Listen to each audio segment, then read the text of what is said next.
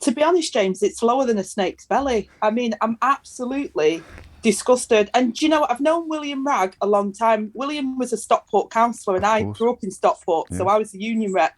So it's fair to say that me and William have, have been on the opposite sides of the fence for a long time. But the one thing I know about William is he's not somebody that jumps up quickly like that. He's very loyal to his party.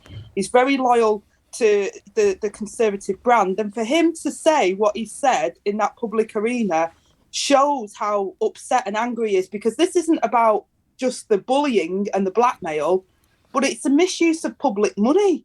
It's literally saying that they're going to starve funding for vital, important resources for constituents in their constituency if they don't toe the party line. That's taxpayers' money. It's disgusting.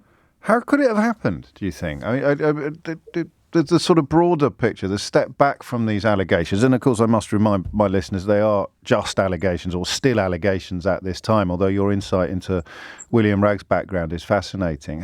Can you conceive, you're closer to the action than we are, you see these people who have been accused of these behaviours in the workplace, in the working environment. Can you conceive how that line has been crossed? Because threats and promises are the bread and butter of party management, and yet it would appear that a rather profound line has been crossed here.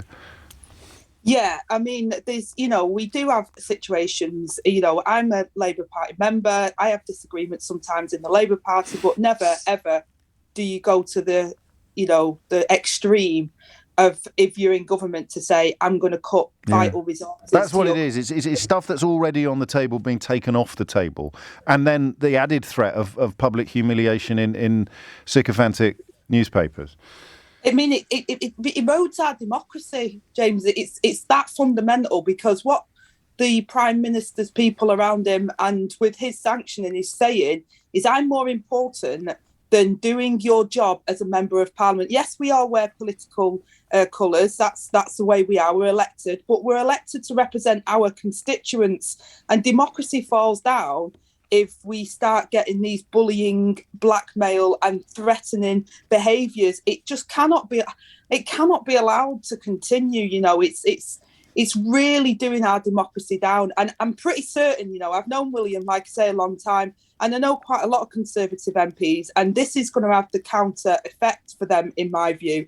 And they're going to have to stop it, because the line has been crossed and it's completely unacceptable. And most people will see it for what it is, and that it's a bullying tactic. And I've said there should be an investigation into it. But I've also said, and I'll keep saying, that it's within the Conservative MP's gift now to do something about it. What do you mean by that? Well, they can put the votes of no confidence in, right, and they can get rid of Boris Johnson. He's lost the confidence of the British public with his actions. He's tried to lie his way out of it, and now he obviously is trying to blackmail and bully his MPs, and this is completely unacceptable. It's wild. It's completely wild stuff.